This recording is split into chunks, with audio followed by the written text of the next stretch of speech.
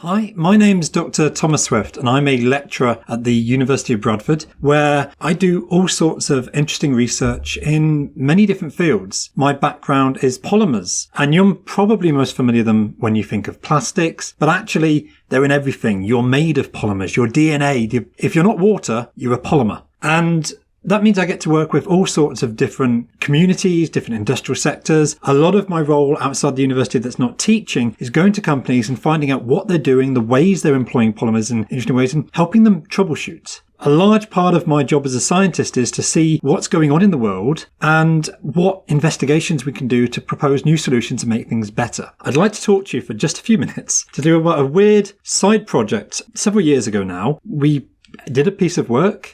It had an outcome. And then what happens as a scientist after you release your data into the wider world and you lose control of it? So let me set the scene. This is a publication that came out in spring 2015. It's actually a large part of the work that was my PhD.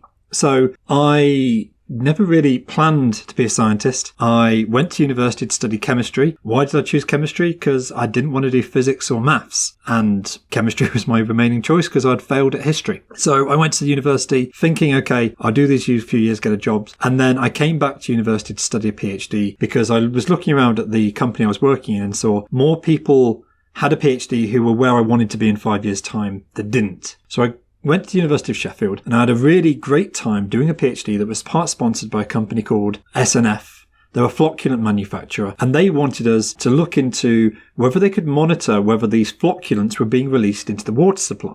So in case you don't know what a flocculant is, in most of the Western world, this is probably the chemical that cleans your drinking water, the stuff coming out of the taps. What you're drinking usually is filtered, taken from a large reservoir where it goes into a sewage facility which cleans the water. They add several chemicals to it to remove the dissolved organic matter. Dissolved organic matter is a very technical term that basically means all of the stuff that you don't really want to mention or think about too much, which is present from fish and other organisms swimming around and excreting in the water. So you don't want to be drinking that. You don't want it there. So this flocculation plant, stage one of the cleansing process is they add the flocculants, these chemicals that stick to the DOM, and remove it from the water, which means that then you pass it through a sterilization field just to make sure there's no bacteria or viruses floating around it, and then it comes out your tap and you can drink it. It's great. It's pure. The question asked by the Environmental Agency was, how do you know none of the stuff you're adding is getting through into the drinking water? Or,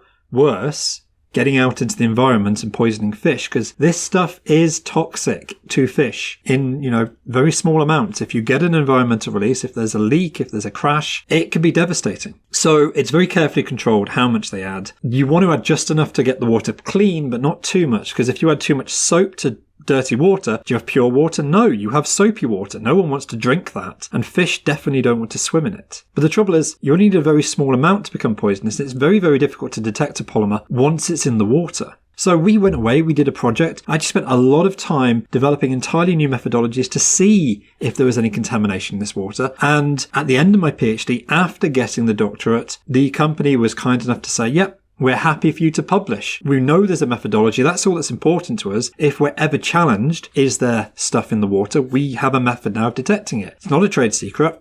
Go and tell the world. And that's what we want to do as scientists. A lot of our work comes down to peer review. We publish in academic journals for other scientists to read. And if you believe in open access, you want members of the general public to be able to see it as well. Often these are very technical scientific journals, but a large portion of science, and it's moving that way all the time, more and more is designed to be accessible to you. So here we go. This is my output. This is what I, as a PhD scientist, created. It's the pride and joy that we put out there. It was published by the Royal Society of Chemistry in what was brand new at the time, the journal Environmental Science, Water Research and Technology. Yeah, this is one of the first issues of that journal. We saw the Royal Society of Chemistry was launching a brand new trade, and we wanted to get in there because that was the audience that we thought would be receptive to this technology. So here's the paper. Some lovely work here of me explaining what the work was all about. It's got a very definitive water impact statement. The lack of clear evidence surrounding the environmental leakage of polyacrylamide flocculants to the environment is resulting in confusing guidelines surrounding their use. The key barrier to their use is a lack of suitable detection mechanisms in freshwater situations. We have outlined the use of detection method, which can sense parts per million concentration of these polymers, and shown it is suitable for examining flocculated wastewater streams in even highly contaminated wastewater. This sensing technique could be used by a range of flocculant users to prove to regulators that there is no environmental release of their product. The main advantage of this mechanism over historical work is that no chemical modification of the flocculant is required to detect. So that's the technical jargon for saying we've got a detection method, we can look at parts per million. That's a concentration where you have 1 million water molecules for every one of these flocculants. It basically, statistically, isn't there at all. So the paper goes through, there's a couple of pages of technical jargon. It's really designed to explain to other scientists what we've done. They've got to understand the hard detail. The detection mechanism itself works using fluorescence, so we shine lights on the sample. We introduce a probe molecule of our own, which is fluorescent, i.e. if you shine the right light on it, it re-emits at a different light. It's like those glow sticks you'd have in nightclubs.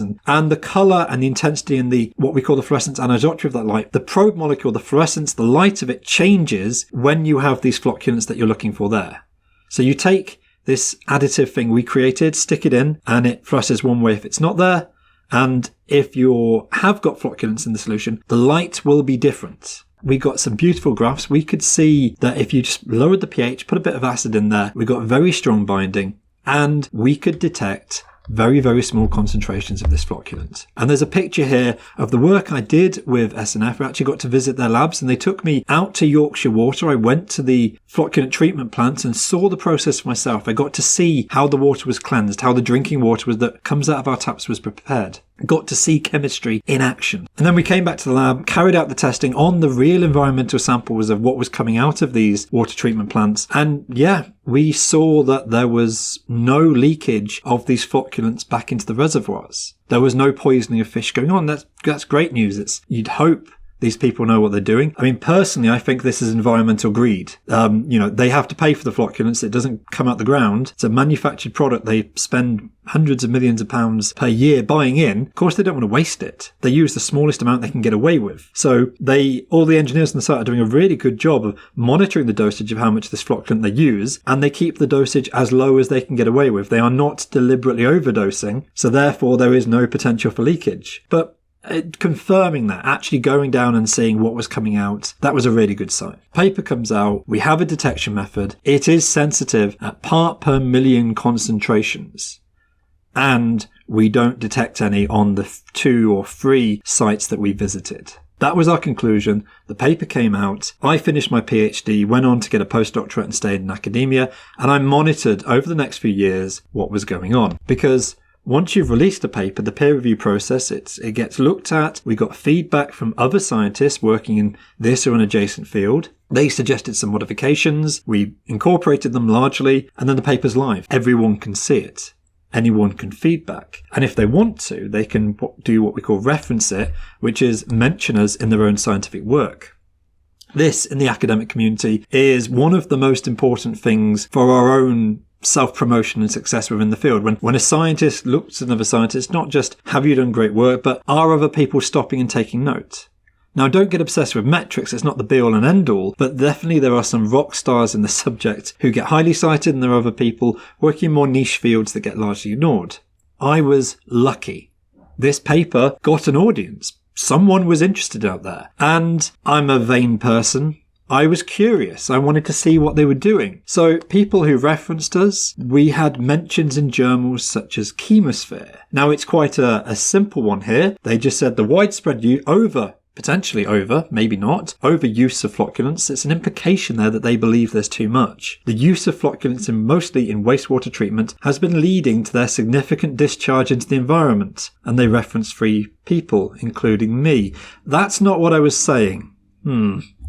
They've clearly read the paper. They know what we were doing, but they've taken slightly the wrong message. We definitely didn't see any discharge. Still, there are other journals out there. We were mentioned in environmental reviews. They called us out. They were looking at technologies in this area and they said there's a novel detection method for polyacrylamide flocculants that was developed using interpolymer complexation between flocculants and a probe, polyacrylic acid, CoAce and naphthalene. Swift et al. 2015. The detection method of this method was 0.8 milligrams per litre of flocculant in water containing a range of contaminants. The authors claimed that the method was fast and required minimal sample modification as compared to other detection methods. Yes, we did claim that. Thank you for noting. But no, this is just a general review on the technologies to flag up to other people working in the area. These reviews come out and people talk about what everyone else is doing, so anyone working in this area has a clear guide on what they could find.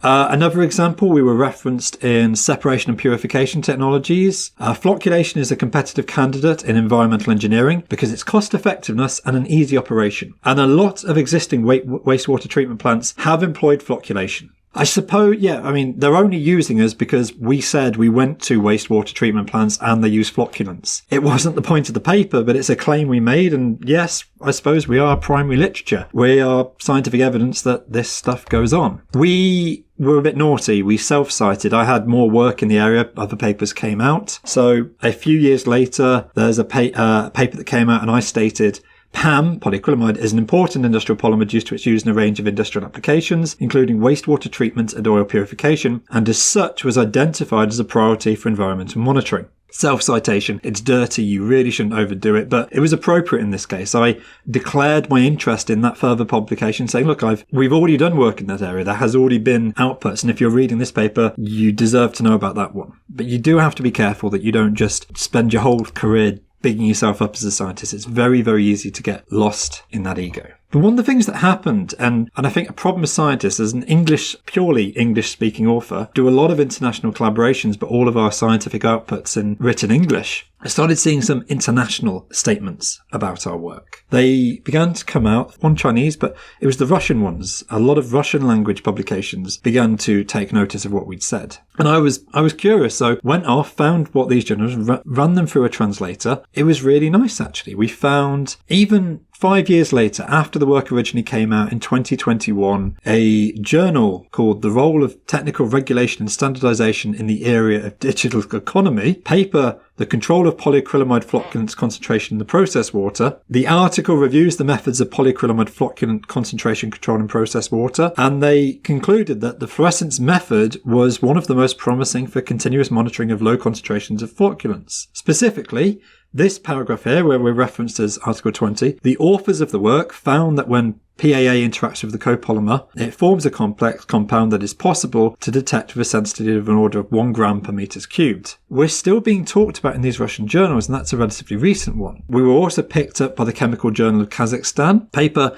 The Application of Interpolymeric Complexes in the Ecological Purposes. Some additives can be separated from the interpolymer complexes stabilized by the cooperative system of water communications. Development of any polymer compositions based on interpolymer complexes containing combustion retardants of various chemical natural resources for the treatment of textile materials. But the one really made me laugh, and is why I wanted to do this video, is just we lose control of this publication once it's out in the wide world.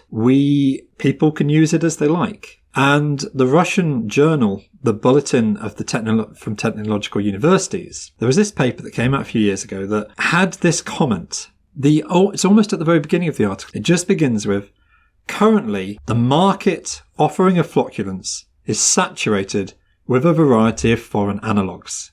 Swift et al., 2016. There you go. Apparently I'm responsible for flooding the Russian market with foreign flocculants. Really not. But people will take what you write and do what they like with it. And you've got no control but to sit and laugh and watch where that message goes further. Anyway, sorry, this was an interesting diversion. I wanted to talk about something I did several years ago, which I'm quite passionate about, and the very weird and bizarre way, and this article took it on to use it to make a political point about international stock markets, which is quite prescient at this time. Hopefully, if you've enjoyed this, hearing a little bit about what it's like to be a scientist, putting work out there. We work in a range of fields. We do some really bizarre and unusual things. And we don't often spend enough time just stopping, taking stock and seeing how the world's impacted by the work we do. So I hope you found that interesting. I'm Dr. Thomas Swift. I'm hoping this is a brand new YouTube channel, and I'm hoping to spend a bit of time talking about some of the more interesting and bizarre sides of science, polymers, chemistry, and stuff. If you found this interesting, please comment, subscribe below. Tell me what you'd like to hear more about in the world of polymers.